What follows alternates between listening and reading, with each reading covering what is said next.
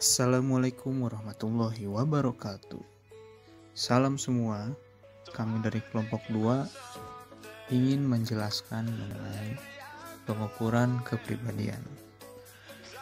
Langsung aja yuk kita mulai.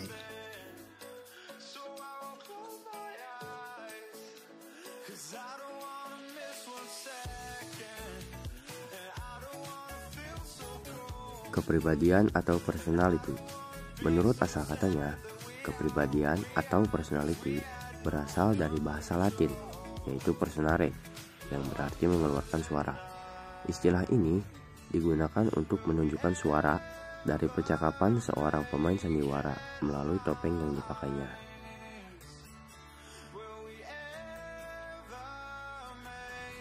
Pada mulanya, istilah personare adalah topeng yang dipakai pemain sandiwara di mana suara pemain sandiwara itu diproyeksikan.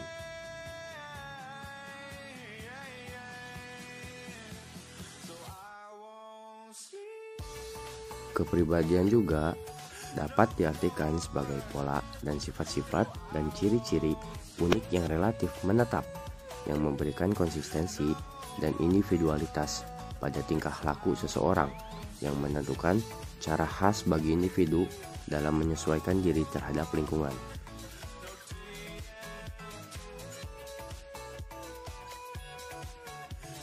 Menurut Allport, kepribadian adalah organisasi-organisasi dinamis dari sistem-sistem psikofisik dalam individu yang turut menentukan cara-caranya yang unik atau khas dalam menyesuaikan diri dengan lingkungannya.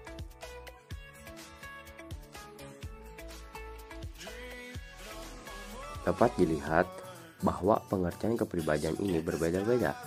Ini menunjukkan bahwa pengertian kepribadian yang ditunjukkan oleh ilmu psikologi ini sangatlah luas.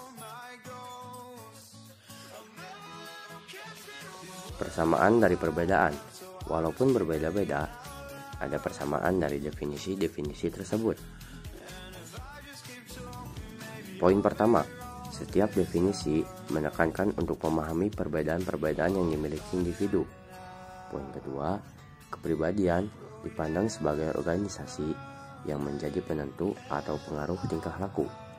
Poin yang ketiga, corak dan keunikan kepribadian individu ditentukan atau dipengaruhi oleh faktor bawaan dan lingkungan.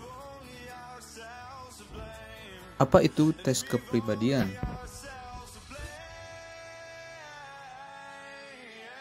Sebelum membahas tes kepribadian, apa yang dimaksud dengan tes?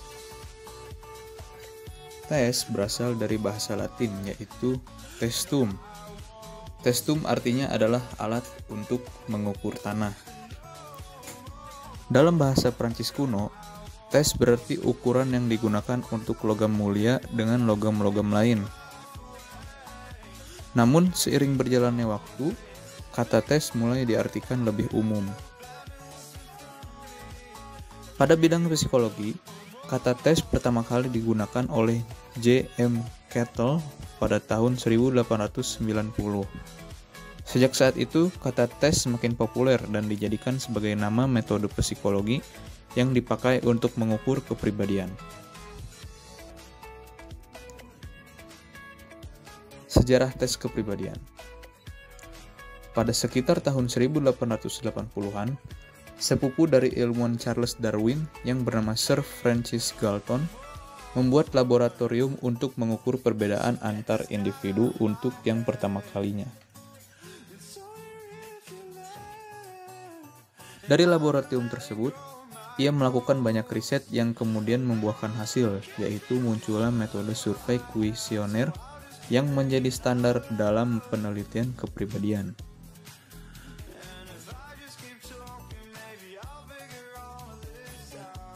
Selanjutnya, metode tersebut dikembangkan oleh G. Stanley Hall dengan menggunakan sampel data orang-orang dewasa untuk memberi gambaran mengenai gaya perkembangan kepribadian remaja. Adapun bentuk pengembangan tersebut adalah dibuatnya inventory atau daftar kemampuan untuk mengukur karakteristik kepribadian seseorang.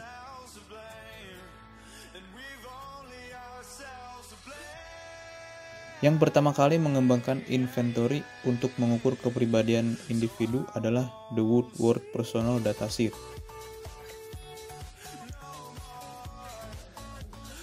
Inventory tersebut digunakan oleh Departemen Pertahanan Amerika untuk memeriksa kemungkinan adanya pasukan yang gagal di medan perang pada saat Perang Dunia ke-1.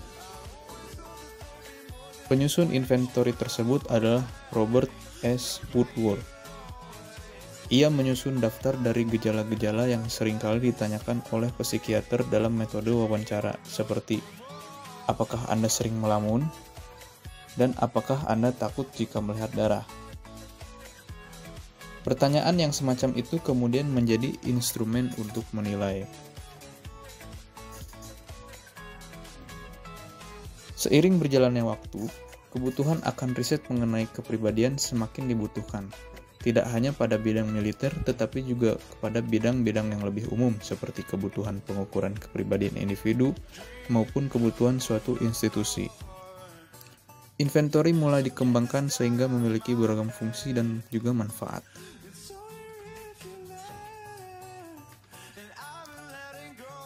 Untuk apa sih tes kepribadian itu? Tes kepribadian berguna untuk penyaringan gangguan pada kepribadian, pemeriksaan analitis, pemeriksaan pernikahan serta keluarga, psikologi kesehatan, psikologi hukum, kompetensi hukum, kegilaan, seks, dan kekerasan, dan pengasuhan anak apabila orang tua anak telah bercerai atau meninggal dunia.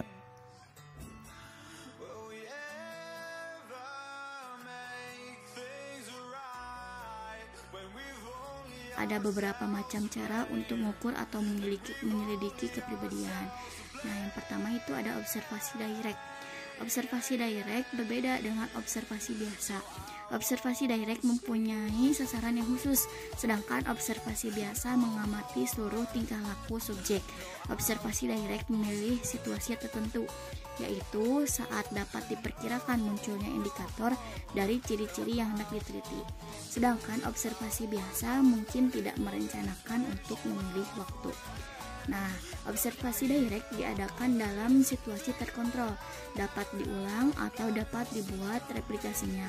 Misalnya pada saat berpidato, sibuk bekerja, dan sebagainya. Ada tipe-tipe metode dalam observasi direct, yaitu yang pertama, ada time sampling method. Dalam time sampling method, tiap-tiap subjek diselidiki pada periode waktu tertentu. Nah, hal yang diobservasi mungkin sekadar muncul setidaknya respon atau aspek tertentu. Yang kedua itu ada incident sampling method. Dalam incident sampling method, sampling dipilih dari berbagai tingkah laku dalam berbagai situasi. Laporan observasinya mungkin berupa catatan dari ibu tentang anaknya, khusus pada waktu menangis, pada waktu mogok makan, dan sebagainya. Dalam pencatatan tersebut, hal-hal yang menjadi perhatian adalah tentang intensitasnya, lamanya, juga tentang efek-efek berikut setelah respon. Yang ketiga itu ada metode buku harian. Nah, metode buku harian terkontrol ini merupakan dilakukan dengan cara mencatat dalam buku harian tentang tingkah laku yang khusus hendak diselidiki oleh orang yang bersangkutan sendiri. Misalnya, mengadakan observasi sendiri pada waktu sedang marah. Wawancara atau interview.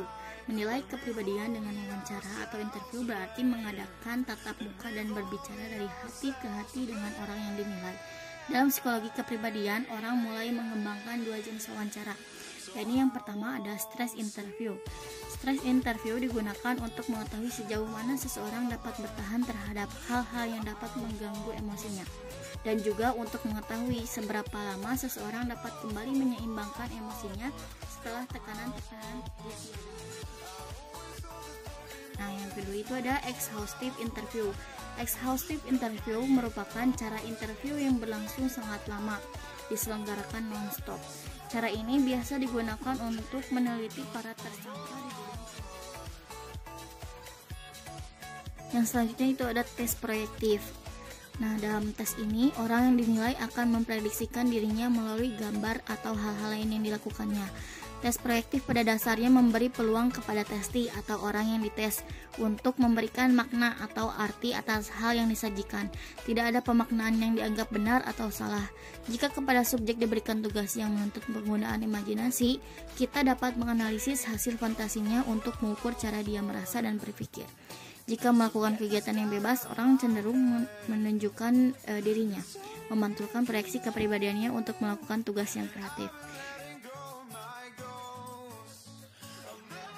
Yang keempat itu ada inventory kepribadian. Inventory kepribadian adalah kuesioner yang mendorong individu untuk melaporkan reaksi atau perasaannya dalam situasi tertentu.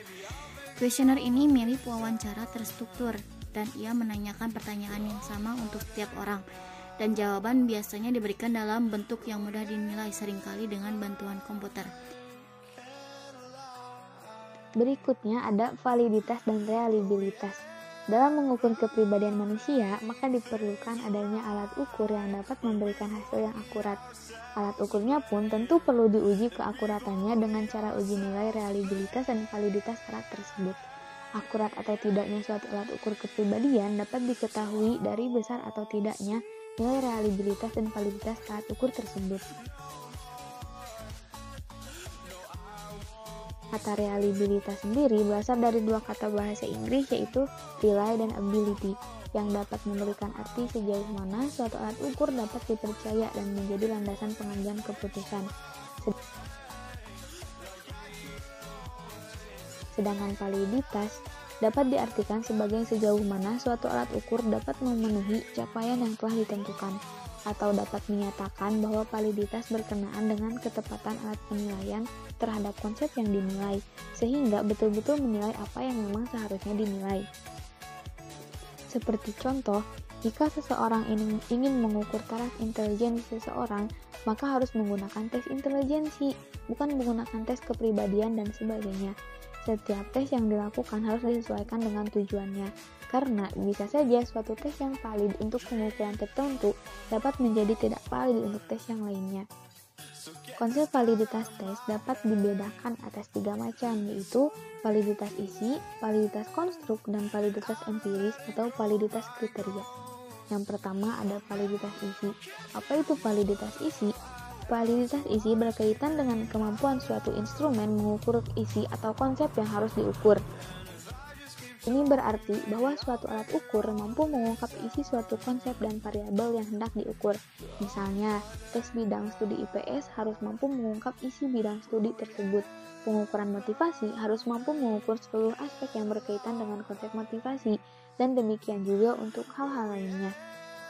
Selanjutnya ada validitas konstruk. Ada sifat-sifat yang tidak dapat langsung tampak perwujudannya dalam kelakuan manusia, misalnya kepribadian seseorang. Kepribadian terdiri dari berbagai komponen. Dengan tes kepribadian, kita ingin mengetahui aspek-aspek manakah yang sebenarnya kita ukur. Dengan teknik statistik yang disebut analisis faktor, dapat diselidiki berbagai komponen kepribadian tersebut. Sehingga tes itu dapat disusun berdasarkan komponen itu. Tes yang demikian ini bisa dikatakan memiliki validitas yang konstruk. Validitas konstruk digunakan bila kita menyaksikan apakah gejala yang tes benar-benar hanya mengandung satu dimensi. Apabila ternyata gejala itu mengandung lebih dari satu dimensi, maka validitas tes itu diragukan. Keuntungan validitas konstruk ini ialah bahwa mengetahui komponen-komponen sikap atau sifat yang diukur dengan tes itu. Yang terakhir adalah validitas empiris. Istilah validitas empiris memuat kata empiris yang artinya pengalaman.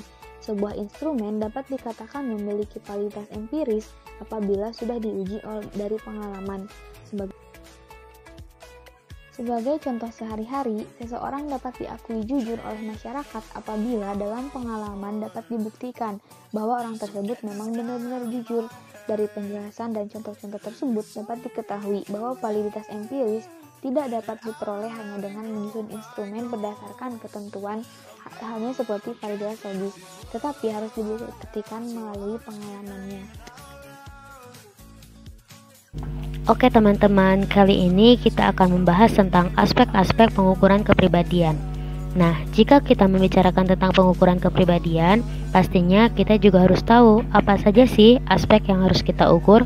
Apakah dari tinggi badan kita? Atau dari berat badan kita? Atau ada hal lain? Dalam aspek pengukuran kepribadian ini, Andler dan Magnusson menyatakan bahwa model teoritis utama dalam aspek pengukuran kepribadian itu ada 5. Yang pertama ada trait model atau yang biasa kita sebut dengan sifat. Sifat ini dianggap cukup stabil karena membahas mengenai inti kepribadian dasar, di mana sifat juga merupakan sumber utama dari perbedaan individual. Suatu individual meskipun dikatakan sama-sama mempunyai sifat cuek, akan tetapi pasti ada perbedaannya. Seperti misalkan ada A dan si B. A merupakan tipe orang yang benar-benar cuek atau tidak terlalu peduli terhadap lingkungannya. Sedangkan B adalah orang yang terlalu diam hingga dianggap tidak peduli. Padahal di satu sisi dia lebih memperhatikan dalam diam. Yang kedua, ada psychodynamic model. Model ini mencakup tentang motivasi dan emosi, yang juga mengasumsi keberadaan dari inti kepribadian dasar dan traits atau sifat sebagai komponennya. Namun lebih fokus kepada bagaimana pengalaman awal memengaruhi perkembangan dan kepribadian di kemudian hari.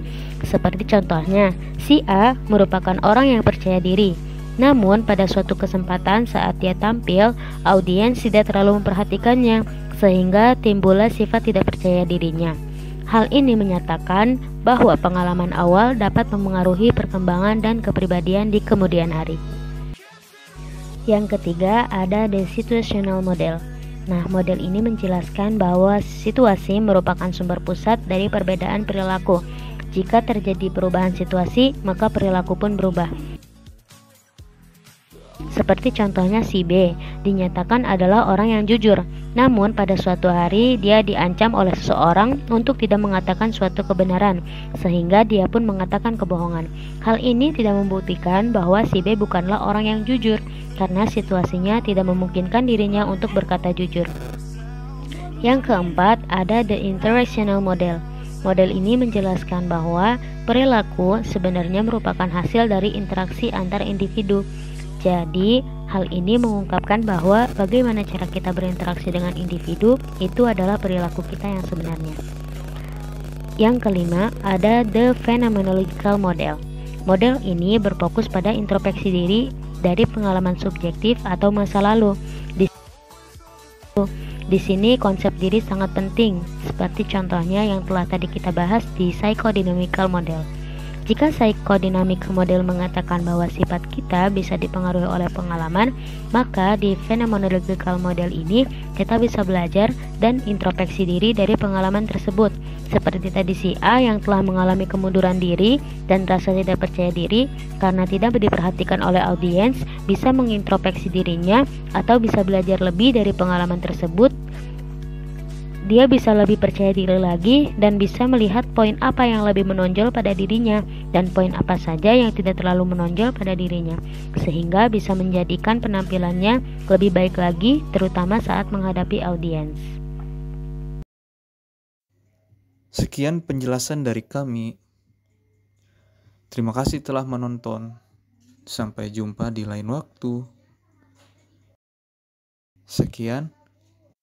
Wassalamualaikum warahmatullahi wabarakatuh.